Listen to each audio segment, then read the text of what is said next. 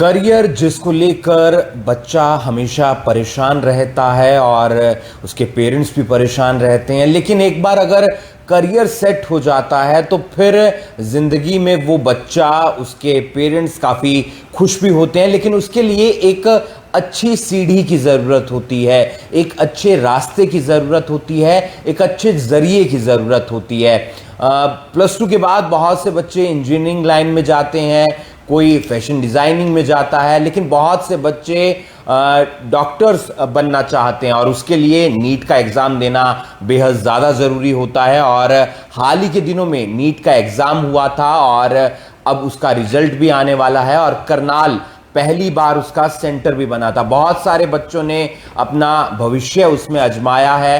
अब बच्चों का रिजल्ट आएगा, उसके बाद बच्चों के मन में ये कंफ्यूजन रहती है, अगर उनका अच्छा रिजल्ट आ जाता है तो क्या हमारा प्राइवेट कॉलेज में एडमिशन होगा, हमारा सरकारी कॉलेज में एडमिशन होगा, या फिर हमें शिक्षा लेने के लिए विदेश में जाना है, यानी कि MBBS करने के लिए विदेश में जाना है। ऐसे तमाम कंफ्यूजन उस बच्चे के दिमाग में रहते हैं, उनके पेरेंट्स के दिमाग में रहते हैं। लेकिन अब आपको घबराने की जरूरत नहीं है, क्योंकि आपका जरिया बनेंगे मोक्ष एजुकेशन, जो करनाल के मुगल कनाल में स्थित है, नज़दीक पंजाब नेशनल बैंक। वो आपको बताएंगे कि आपका एडमिशन प्राइवेट कॉलेज में हो सकता है या फिर सरकारी कॉलेज में हो सकता है, या फिर अगर आप बाहर जाना चाहते हैं किसी कंट्री में MBBS करने के लिए, तो वो आपको अच्छे से गाइड करेंगे। हमारे साथ संदीप जी हैं, जो रीजनल हेड हैं मोक्ष एजुकेशन के।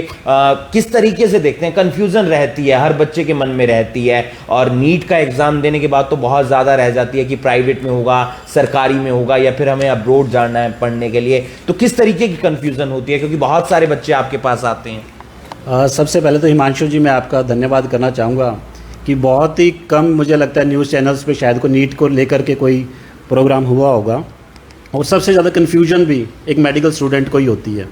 उसका रीज़न है कि something around 16 lakh student NEET exam में अपीयर होते हैं, और हमारे पास सीट हैं सिर्फ 1 लाख। तो 16 लाख में से 1 लाख को MBBS सीट मिलने वाली है, उसके अलावा 15 लाख के लिए कुछ नहीं है। उनके पास अगर ऑप्शन है तो कुछ इंडिया से बाहर हैं या कुछ अदर कोर्सेज में हैं। तो ऐसे में कन्फ्यूजन होना नेचुरल है। और होता क्या है कि जैसे ही बच्चा नीट का एग्ज़ाम दे करके बाहर निकलता है, घर पे आकर के वो आंसर की से अपने जब आंसर मैच करता है, उसके बाद सुबह से ही उसके बाद फ़ोन आने स्टार्ट हो जाते हैं। कोचिंग इंस्टीट्यूट्स वाले उसको फ़ोन करते हैं कि आप अगर स्कोर नहीं कर पा रहे हैं 600 प्लस, तो आप ड्रॉप कर लीजिए, आपका दोबारा से हम कोचिंग देंगे और दोबारा से आपको 600 वाले बैच में ले जाएंगे। और जो दूसरे कॉलेजेस वाले हैं वो कोशिश करते हैं कि आप BDS कर लीजिए, BMS कर लीजिए, या अदर कोर्सेज, नर्सिंग फार्मेसी है, वो उसके लिए वो सब कहना स्टार्ट कर देते हैं। कुछ हमारे जैसे या कुछ और एजेंट्स भी मैं कहूँगा कि वो फ़ोन करते हैं कि आप अब्रॉड चले जाइए MBBS के लिए। तो स्टूडेंट इतना कंफ्यूज्ड होता है कि उसको समझ ही नहीं आ रहा होता कि उसे एक्चुअली करना क्या है। वो अपने खुद की आवाज़ भी नहीं सुन पा रहा होता उस समय। तो ये कन्फ्यूजन रहेगी उसके मन में, नेचुरल हो जाता है स्टूडेंट के लिए। दुविधा तो रहती है, लेकिन हर चीज़ का समाधान भी होता है, जाहिर सी बात है। तो इस दुविधा का क्या समाधान हो सकता है, वो किस तरीके से इस कन्फ्यूज़न को अपने दिमाग से बाहर निकालें? देखिए, मैं समझता हूँ कि स्टूडेंट को सबसे ज़्यादा अपने मन की सुननी चाहिए। उस समय उसे ये देखना चाहिए कि क्या वाकई ही मेरे अंदर वो पैशन है डॉक्टर बनने के लिए, मुझे डॉक्टर बनना चाहिए, और कितनी मैंने प्रिपरेशन की थी इसके लिए। अगर उसे लगता है कि मैं अपना 100% दे चुका हूँ और अब ये मेरी कैपेबिलिटी के अकॉर्डिंग ही मेरे स्कोर आया है, लेकिन मुझे पैशन भी है, मुझे डॉक्टर भी बनना है, तो उसे अदर ऑप्शंस के लिए जाना चाहिए। और उसे लगता है कि मुझे कहीं पर कोई कमी रह गई थी, कोई हेल्थ की प्रॉब्लम की वजह से, कोई फैमिली की प्रॉब्लम की वजह से, या कोई और इशू की वजह से कि वो 100% नहीं दे पाया इस एग्ज़ाम में, तो फिर उसे रिपीट भी करना चाहिए। रिपीट करने में कोई बुराई नहीं है एक्चुअली, बट अगर वो 100% कर चुका है फिर उसे उसको रिपीट नहीं करना चाहिए और उसको अपने ऑप्शन A या ऑप्शन B में चले जाना चाहिए। ऑप्शन A में मैं कहूँगा, अगर आप गवर्नमेंट कॉलेज में नहीं ले पा रहे हैं, तो आपके पास अगर अच्छा खासा बजट है 80 लाख प्लस का, तो आप इंडिया में एक अच्छा प्राइवेट मेडिकल कॉलेज ले सकते हैं। और अगर आपका उतना बजट नहीं है, आपका बजट कम है, समथिंग अराउंड 20-30 लैक्स, जो कि एक अच्छा गवर्नमेंट कॉलेज आपको अब्रॉड में मिल सकता है, तो आपको अब्रॉड चले जाना चाहिए। अब्रॉड के वर्ल्ड रैंक यूनिवर्सिटीज़ अवेलेबल हैं आपके लिए। आपने अब्रॉड की बात की, विदेश की बात की, बहुत सारे बच्चे जाते हैं विदेश में एमबीबीएस करने के लिए, लेकिन एक कंफ्यूजन रहती है, एक चैलेंज रहता है, क्योंकि बाहर पढ़ने के लिए जाना है, और साथ ही साथ चैलेंज ये भी रहता है कि बहुत सारे जो एजेंट होते हैं वो गलत इंफॉर्मेशन दे देते हैं, यानी कि फीस बताते हैं 20 लाख, वहां जाकर उन्हें पे करनी होती है 30 लाख। तो ये कैसे चैलेंजेस होते हैं, किस तरीके से उन्हें इस चैलेंज को पार करना है और इस गलत इंफॉर्मेशन से उन्हें बचना है?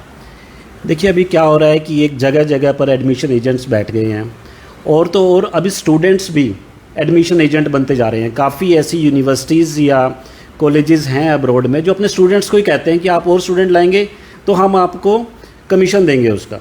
और कुछ यूनिवर्सिटीज़ तो ऐसी भी सुनने कह रही हैं जिन्होंने मैंडेटरी कर दिया है कि आपको कम से कम एक एडमिशन और देना है मुझे, एक बच्चे को स्टूडेंट ही एजेंट बना रहे हैं अब कॉलेज। अब इतना ज़्यादा ये चीज़ फैलती जा रही है कुछ अब्रॉड कॉलेजेस में, और मेनली ये हो रहा है प्राइवेट कॉलेज में। और इसके साथ साथ मैं कहूँगा स्टूडेंट या पेरेंट्स भी कहीं ना कहीं रिस्पॉन्सिबल हैं। वो ब्लाइंड फेथ करना स्टार्ट कर देते हैं किसी भी एजेंट पर या किसी भी स्टूडेंट पर जो उसके अड़ोस पड़ोस में या रिश्तेदारी से पहले जा चुका है। वो उसको कहता है कि भाई मैं तुझे ले चलूँगा, तो मेरे साथ चलिए, मेरा कॉलेज दुनिया में सबसे बढ़िया कॉलेज है। वो अपनी रिसर्च नहीं करते। जब वो अपनी अगर रिसर्च करना स्टार्ट करें, मैनी ऑफिशियल वेबसाइट्स अवेलेबल हैं गवर्नमेंट की जहां पर उन्होंने दिया हुआ है कि आपको क्या क्या प्रिकॉशंस लेनी है, क्या क्या एडवाइजरीज आपके लिए हैं वहां पर। जैसे एक बहुत इंपॉर्टेंट वेबसाइट है www.wdoms.org। अगर एक स्टूडेंट इस पे जा कर के, जो भी उसके एजेंट ने या फ्रेंड ने उसको कॉलेज बताया, इस पे जा कर के अगर वो इसको रिसर्च करे, उसके बारे में वो कंप्लीट इन्फॉर्मेशन ले सकता है। वो देख सकता है कि भाई ये कितना पुराना है, गवर्नमेंट है या प्राइवेट है, इसके पास क्या क्या एक्रीडिएशंस हैं, ECFMG सर्टिफाइड है या नहीं है। अगर वो ये सारी रिसर्च कर ले तो वो इस फ्रॉड से आसानी से बच सकता है। फ्रॉड से तो बच सकता है, लेकिन एक दुविधा और आ जाती है जिसके कारण बच्चे डरते हैं विदेश में जाने से। वो ये होता है कि आपने एमबीबीएस कर ली, आपने 4 साल लग कर पढ़ाई की, आपकी एमबीबीएस अच्छे मार्क्स से कंप्लीट हो गई, लेकिन आप जब वापस इंडिया में आएंगे अपने परिवार के पास और यहां पर आप प्रैक्टिस करना चाहते हैं, तो फिर आपको एक टेस्ट देना पड़ता है। MCI स्क्रीनिंग का वो टेस्ट होता है, और उसकी जो पासिंग मार्क्स रहता है या पासिंग जो एवरेज रहती है वो बेहद कम रहती है, ऐसा देखा गया है। तो इसलिए बच्चे विदेश जाने से भी डरते हैं। ऐसा सही है? और किस तरीके से इसका हम समाधान कर सकते हैं? हिमांशु जी, आपकी बात बिल्कुल ठीक है। इसकी पासिंग परसेंटेज बहुत कम है, बट अभी लेटली क्या हो गया है कि MCI स्क्रीनिंग टेस्ट, जिसको पहले FMGE कहा जाता था, फॉरेन मेडिकल ग्रेजुएट एग्ज़ाम, उसका नाम अब नेशनल एग्जिट टेस्ट हो गया, उसे नेक्स्ट कहा जा रहा है। ये एक लाइसेंस एग्ज़ाम है जो हर मेडिकल स्टूडेंट को देना है, चाहे वो इंडिया में गवर्नमेंट या प्राइवेट से कर रहा है या वो अब्रॉड से कर रहा है। अब एक ये कॉमन टेस्ट होगा, तो उसमें वो घबराने वाली बात नहीं है। और दूसरा, मैं इसके साथ में एक चीज़ ऐड करूँगा कि इसमें एजेंट्स या दूसरे लोग क्या करते हैं, या हमारे स्टूडेंट्स खुद भी ये करते हैं, वो इस चीज़ को सीरियसली नहीं लेते। वो ये समझते हैं कि मेरा जो उनका फर्स्ट एम होता है कि मुझे एडमिशन मिल जाए, उसके बाद देख लेंगे जब भी ये एग्ज़ाम होगा ये वो। अगर वो स्टार्टिंग से ही right from the first year अगर इसकी प्रिपरेशन स्टार्ट कर दे, जो कि मोक्ष एक फर्स्ट ईयर से ही उनको एक कोचिंग भी प्रोवाइड कर रहा है, और हम इसके अंदर मनी बैक गारंटी देते हैं। इवन उनकी जो ट्यूशन फीस भी पे की हुई है उन्होंने उस कॉलेज में, उसकी भी मनी बैक गारंटी है। समझिए एक तरह का इंश्योरेंस है उनका। अगर वो हमसे कोचिंग ले रहा है और उसका ये एग्ज़ाम क्लियर नहीं हुआ, तो हम उसको सारा का सारा पैसा रिफंड करेंगे। जो MCI screening test, MCI screening test जब नेक्स्ट होने जा रहा है, तो इसकी कोचिंग हम प्रोवाइड करते हैं। ये कई एडमिशन एजेंट्स भी कहते हैं कि भाई हम इसकी कोचिंग आपको देंगे, हम नेक्स्ट ईयर में देंगे, हम ऐसे करेंगे वैसा करेंगे, हमारा प्रोफेसर जाएगा वहाँ पर। एक्चुअल में प्रोफेसर अगर जाएगा भी तो साल में एक बार चला जाएगा, या वो जाएगा ही नहीं, या फिर उसको कहेंगे अभी जरूरत ही नहीं है इसकी। पेरेंट्स को भी लगता है कि चलो मेरा 20-30 लाख रुपए पहले लगने वाला है, मैं 1-2 लाख रुपए और क्यों खर्च करूँ।